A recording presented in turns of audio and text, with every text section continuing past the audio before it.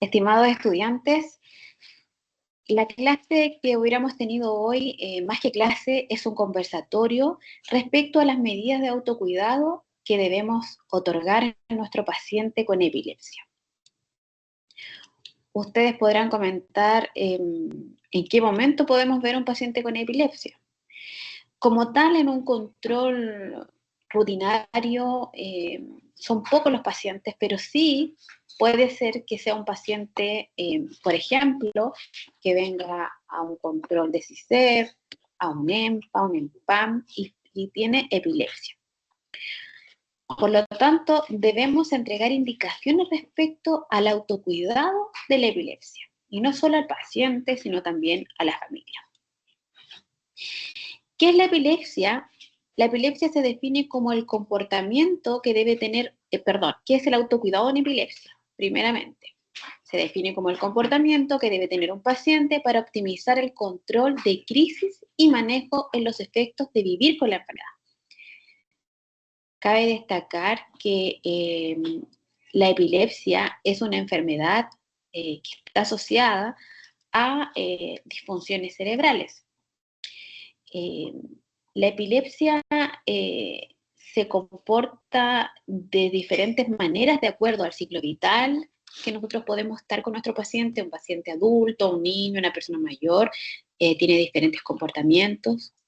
Va asociado también a cómo el paciente valora y reconoce su enfermedad, si es un paciente que tiene una epilepsia con crisis convulsivas, porque no todas las epilepsias se presentan como nosotros la hemos observado o como el común de las personas reconoce una epilepsia con crisis convulsivas. Hay tipos de epilepsia con crisis de ausencia. Muchos de nosotros no nos hemos dado cuenta que a veces descansamos nuestra vista en un punto fijo, estando con los ojos abiertos, y de cierta forma podríamos señalar que esa situación es una crisis de ausencia o de epilepsia. Ustedes van a pensar, o sea, ¿todos tenemos epilepsia? En cierta forma, si nosotros describimos que la epilepsia tiene variadas formas de ejecutar la acción de epilepsia, ¿sí? Pero claramente estas crisis de ausencia que a veces tenemos para descansar la mirada, descansar la mente, es el cerebro que nos está indicando que quiere dejar de tener tantas actividades como por ejemplo la lectura, el celular, la televisión. El autocuidado en epilepsia está compuesta por 3 áreas que interactúan entre sí: la adherencia al tratamiento médico, el manejo de la crisis como tal, que incluye estrategias del control de la crisis y manejo de las consecuencias, el manejo psicosocial, que incluye técnicas para el manejo de las situaciones que surgen como resultado de tener epilepsia. Y son estas 3 que nos van ayudando a poder reconocer, ¿cierto?, cuáles son las intervenciones que nosotros como enfermeros y enfermeras debemos entregarle a nuestro paciente para este autocuidado. ¿Cuáles son los factores que influyen en el autocuidado? El nivel de confianza en las propias habilidades, señorita o joven o señora enfermera o como nos llamen, ¿cierto? Yo me da mucho miedo salir a la calle porque yo presento crisis convulsivas y si tomo una vez la historia de un paciente que cayó desde la micro cuando estaba subiendo la micro y fue atropellado, quedó con consecuencias graves, quedó postrado porque tuvo una crisis epiléptica, cayó desde la micro, el chofer no lo vio, lo atropelló. Por lo tanto, estas historias de la confianza, de las propias habilidades, van muy de la mano de si sabe reconocer cuándo va a tener una crisis epiléptica. El reconocimiento de la crisis epiléptica está por un tema que se llama aura, que muchas de las personas que también sufren crisis migrañosas, dolores de cabeza, saben que van a tener un dolor de cabeza antes de que ocurra el evento. Y estas auras que tienen los pacientes epilépticos, debemos entregarles herramientas para que vayan reconociendo qué pasó antes cuando tuvo la crisis epiléptica. Sintió un dolor de cabeza, sintió un mareo, sintió un pito en el oído, sintió adormecimiento de las extremidades inferiores, sintió adormecimiento de las extremidades superiores, sintió como que escuchaba más lejos a las personas, se le nubló la vista, que el paciente vaya reconociendo cómo ocurrió el evento, qué fue lo que ocurrió antes del evento de la crisis. El nivel de satisfacción con el cuidado recibido. Los pacientes deben sentirse, ¿cierto?, recompensados con nosotros respecto a cómo nosotros atendemos a un paciente. Muchos de los enfermeros y enfermeras que atienden a un paciente en un cardiovascular, un paciente diabético hipertenso, y ven en la ficha que es epiléptico, jamás le preguntan, ¿y cómo ha estado? ¿Se está tomando los medicamentos? ¿Ha tenido una crisis últimamente? ¿Ha ido a los controles de la liga, por ejemplo? Muchos de los pacientes que atendemos están en la liga de la epilepsia. En relación médico-equipo de salud-paciente, qué importante es la relación que tenemos con nuestro paciente y que no lo atendamos como el simple diabético o el simple hipertenso, que hacemos y que esto también está asociado al ICC, que hacemos que el paciente se sienta importante, se sienta acogido y que no es un bicho raro, no es una persona extraña por tener epilepsia. Que reconozcamos las redes de apoyo. ¿Nuestro paciente epiléptico tendrá redes de apoyo? ¿Será que la familia reconoce cuando él va a tener una epilepsia? Y aquí también eh, toma importancia lo de la visita domiciliaria integral. De que cuando nosotros hacemos una visita domiciliaria integral en un estudio de familia o en un paciente postrado, por ejemplo, y vamos a aplicar un Bartel, que nosotros al revisar la ficha clínica no solamente nos vayamos al oficio patológico CARPI, que es lo que siempre nosotros nos vamos, sino que también reconozcamos qué otras patologías tiene mi paciente y si la familia es capaz de contener al paciente, si la familia se da cuenta. A veces el reconocer el aura lo valoramos desde la perspectiva desde la familia, sí, te comentan.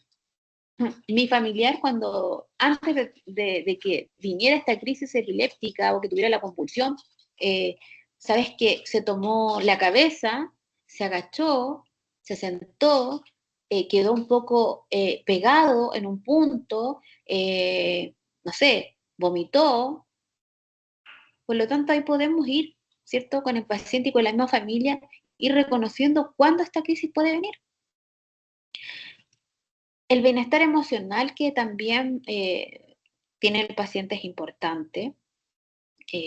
Muchos de los pacientes con epilepsia eh, tienen dificultades, ¿cierto?, en poder aceptar la enfermedad, se sienten limitados y claramente, ¿cómo no se van a sentir limitados si no saben cuándo va a venir una crisis, por ejemplo, o en sus trabajos están siendo señalados porque seguramente no lo manden a tal lugar o a cual lugar porque va a tener una crisis epiléptica, o no le den este trabajo y trabaja, por ejemplo, con metalúrgica, con algunos instrumentos que puede, ¿cierto?, causar algún accidente laboral.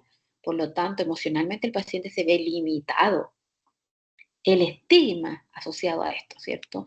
La sensación de control, sienten que no pueden controlar la enfermedad y claramente cada paciente va a tener objetivos y tratamientos individualizados. Yo puedo hacer el control de mis pacientes con los medicamentos, puedo saber a qué horario se toman medicamentos, pero el reconocimiento de que si viene la crisis puede ser distinto en cada paciente, como ya lo mencioné.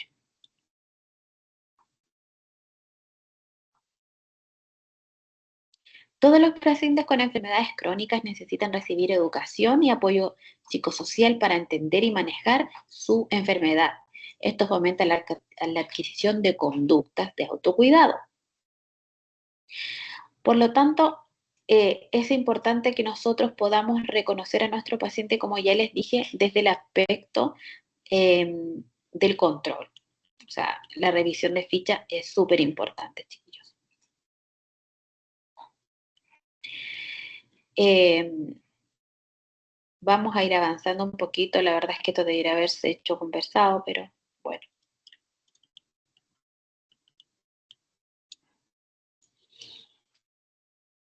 ¿Cuáles son las principales dificultades para el autocuidado de los pacientes? La calidad y la accesibilidad de los proveedores en salud. Gente que no está capacitada para entregar autocuidado en nuestro paciente epiléptico. Los efectos los efectos psicológicos de la epilepsia, la negación, la desesperación, la depresión, el estigma y la falta de conocimiento de la comunidad sobre esta enfermedad y el alto costo del tratamiento farmacológico. Hay pacientes, chicos, que se atienden en la liga. En nuestro país tenemos la Liga de la Epilepsia, pero no todos los pacientes FONASA, ya FONASA C, FONASA D, tienen el acceso a los medicamentos de forma gratuita. Es una patología que tiene implicancias GES. Sin embargo, hay muchos tratamientos, incluso quirúrgicos, que podrían cambiarle la vida a los pacientes y de forma completa, o sea, nunca más una crisis. Algunos pueden dejar de ser epilépticos, pero por los altos costos quirúrgicos, neurológicos, no todos pueden acceder. Y en el paquete de intervenciones del GES, no todos los tratamientos quirúrgicos están. Por lo tanto, uno de los altos costos del tratamiento farmacológico y también del tratamiento quirúrgico son instancias en las cuales los pacientes no pueden, ¿cierto?, tener su enfermedad con el total autocuidado que quisieran. La adherencia a tratamiento, chicos, es uno de los factores fundamentales para que los pacientes no tengan sus crisis, no tengan tantas crisis epilépticas. De hecho, el paciente epiléptico toma medicamentos y se siente un poquito obnubilado. El inicio del tratamiento hay bastantes factores de riesgo y esto hace que el paciente no se tome la medicación y dificulta el poder ir avanzando en la propia enfermedad. Otra de las dificultades que podemos ver hasta el autocuidado son las dificultades cognitivas, ¿ya? Eh, las personas que tienen algún déficit cognitivo también tienen un inadecuado adherencia a tratamiento y para poder comprender las indicaciones médicas. En este caso, nosotros debemos hacer las visitas y debemos buscar las redes de apoyo para que ellos puedan apoyar a sus familias, a sus amigos. Hay pacientes que realmente están completamente solos, por lo tanto, las únicas redes de apoyo con las que ellos cuentan son con sus amigos, vecinos, incluso con el CESFAM o el SECOF. Entonces, las principales dificultades para el autocuidado serían la calidad y la accesibilidad a los proveedores de salud, como ya les dije, los efectos psicológicos y emocionales de la epilepsia, el estigma y el desconocimiento de la comunidad, la disponibilidad de medicamentos, los aspectos laborales, la adherencia al tratamiento, las dificultades cognitivas, la impredictibilidad de las crisis, no saber cuándo va a venir la crisis y lograr el control de las crisis. Existen varios métodos para medir la adherencia eh, eh, que se dividen en directos e indirectos. Los métodos directos son todos aquellos que miden los niveles de droga, ya sean sangre o cabello, saliva, entre otros. Estos métodos, chicos, que les estoy describiendo ahora, eh, son métodos para valorar cuán importante es la adherencia a tratamiento, porque el paciente nos miente, por lo tanto, o puede estar muy impregnado del medicamento. Entonces, en este caso, estos métodos directos son los que miden cuánta droga hay en sangre. Chicos, esto solamente se los cuento porque es necesario que lo reconozcan, pero no va a ser una pregunta de prueba, ¿ya? Y los métodos indirectos son todos aquellos no biológicos, dentro de lo que encontramos los autorreportes, el conteo de pastillas, la frecuencia de las crisis, la ausencia de control, el uso pastillero. Ahí nosotros nos vamos dando cuenta, chicos, cuán importante es, ¿cierto?, que el paciente es o no adherente a los fármacos.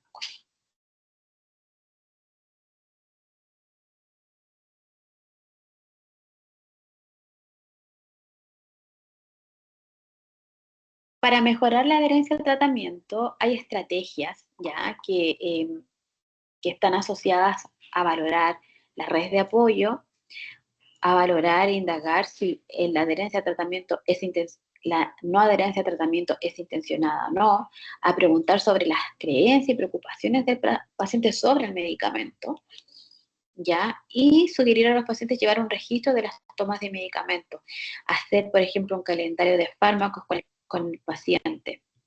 Es súper importante, chiquillo.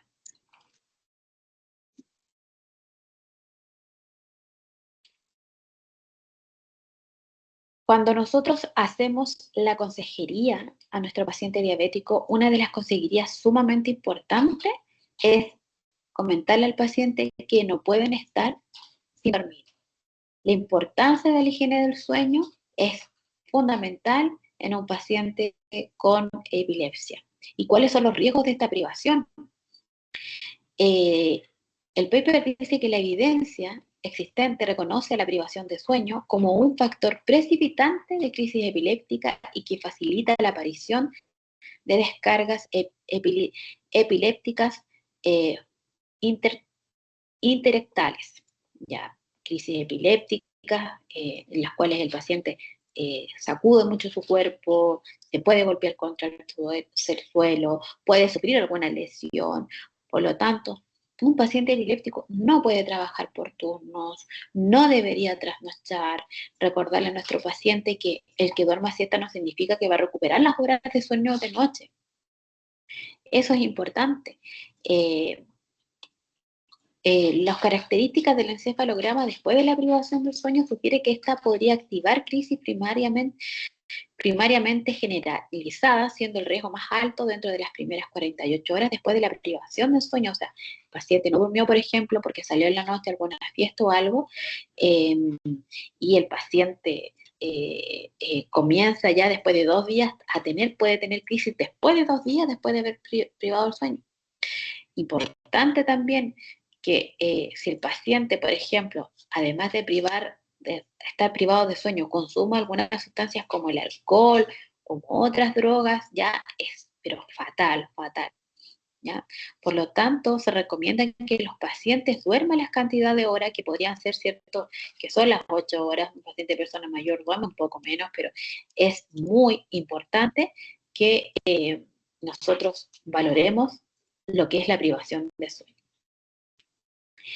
Respecto a los primeros auxilios en crisis epiléptica, son las básicas y simples, ¿ya? Y siempre debemos involucrar a todas las redes de apoyo que tiene el paciente. Si es una persona que trabaja, los compañeros de trabajo deberían saber que tiene epilepsia, las familias deberían saber que tiene epilepsia, en las comunidades deberían saber. Hay pacientes que andan con carné, andan como con una medallita, andan como con un cartoncito, con una credencial que dice que es epiléptico.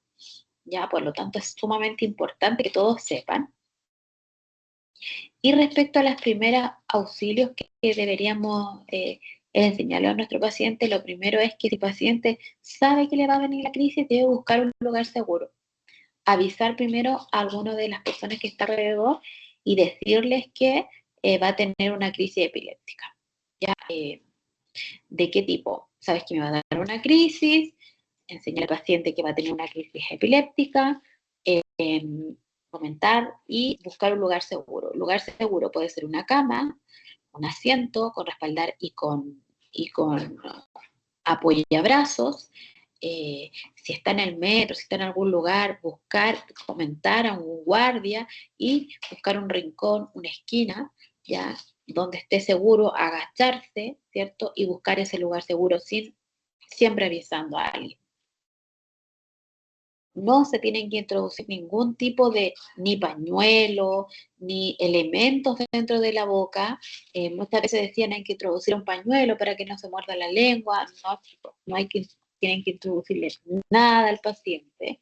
Simplemente solo dejarlo, no contenerlo tampoco, no afirmarle ni las piernas ni los brazos. Ya, eso, el paciente, a pesar de que está con la crisis epiléptica, y muchos pacientes no recuerdan, eso los tensiona más, los deja con un trauma, quedan como muy depresivos porque sienten que fueron como atrapados, ¿ya? Esta descarga eléctrica de la crisis epiléptica tiene que ser tiene que realizarse, la ejecución de la crisis epiléptica tiene que estar, pero no debemos afirmar brazos y piernas porque el paciente puede golpearnos y puede quedar más golpeado. Acá vemos una tabla de hombres y mujeres si reconocen realmente tener conocimiento de la epilepsia, ya es más elevada en las mujeres, saber si alguien está teniendo alguna crisis, las mujeres reconocen más, y si han visto crisis epiléptica también, ahí está igual entre hombres y mujeres.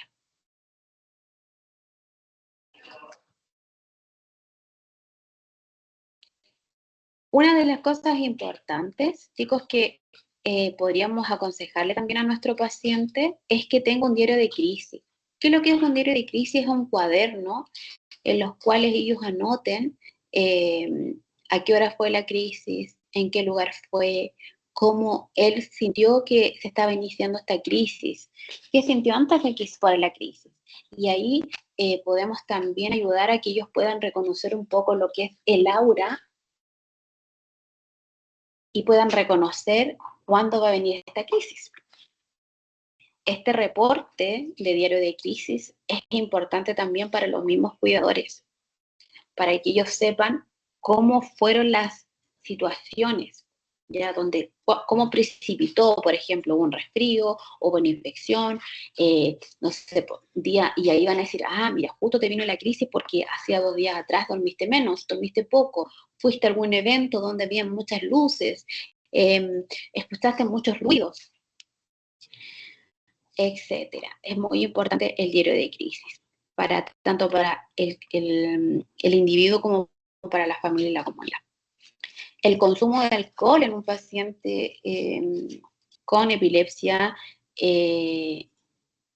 debería ser limitado. Dice que el consumo moderado de alcohol no aumentaría la frecuencia de las crisis, no afectaría significativamente los niveles séricos de los fármacos antiepilépticos. Por lo tanto, los pacientes adultos con epilepsia deberían poder consumir alcohol en cantidades limitadas. Sin embargo, se debería restringir en pacientes con un historial de abuso de alcohol y o sustancias de los que tienen antecedentes de crisis relacionadas con la ingesta de alcohol. ¿Debemos decirle al paciente que beba alcohol? Mínimo, chicos. Mínimo, mínimo. ¿Por qué? Porque si el paciente no tiene conocimiento, por ejemplo, es un paciente que aún no tiene conocimiento de cómo le dan las crisis y todo, no podemos tampoco permitirle que beba alcohol. Dice el riesgo más grave de presentar crisis en relación con el consumo de alcohol es durante la privación, ¿ya? Porque puede ser un paciente ya que esté con alcoholismo ya y la abstinencia de alcohol reduce el umbral convulsivo. Me dicen que la abstinencia de alcohol reduce el umbral convulsivo y un efecto que puede estar relacionado con la dosis de alcohol. La rapidez de la retirada y la cronicidad de la exposición. O sea, es importante, chiquillos, que nosotros le digamos a nuestro paciente que no abuse del alcohol. ¿Ya? No dice claramente acá en esta investigación, no dice claramente que el alcohol puede aumentar las crisis convulsivas, pero sí, claramente si el paciente está mareado y está alcoholizado y, por ejemplo, va a tener vómitos y le viene una crisis epiléptica vomitando, el paciente va a aspirar, va a hacer una neumonía por aspiración, el paciente incluso puede, ¿cierto? Incluso puede, esta neumonía por aspiración puede ahogarte, etc. ¿Qué otra cosa debemos ser cuidadosos con nuestros pacientes? La conducción de vehículos motorizados, ¿ya? En Chile, la ley de tránsito establece que no se otorgará licencia de conductor a quien carezca de aptitudes físicas o psíquicas que lo habiliten para conducir un vehículo motorizado o hagan peligrosa su conducción. Para todo tipo de licencias, chicos, se consideran todas aquellas patologías que produzcan crisis de compromiso de conciencia, cualquiera que sea su causa. Todas aquellas enfermedades que produzcan incapacidad, defecto, movimientos voluntarios que impidan actuar con rapidez y precisión que la conducción de vehículos requiera. Por lo tanto, es súper importante que el paciente que tiene crisis epilépticas no le van a dar una licencia y tiene que, y esto debería informarse. Hay accidentes, chicos, que ocurren y que uno dice, pero ¿cómo chocó? ¿Cómo ocurrió esto?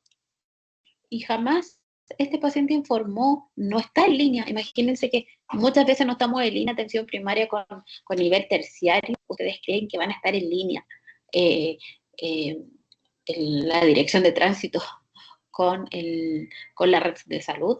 Imagínense. Es una responsabilidad de que alguien maneje un vehículo motorizado, y no solo un vehículo motorizado, chiquillos, bicicletas, carritos, porque si le da una crisis, cae a la calle y lo atropella un auto, una micro, es importante. Por lo tanto, chiquillos, ¿qué queremos que ustedes queden con este paper? Y qué queremos que ustedes perciban con este paper. Este paper no entre en la evaluación 2.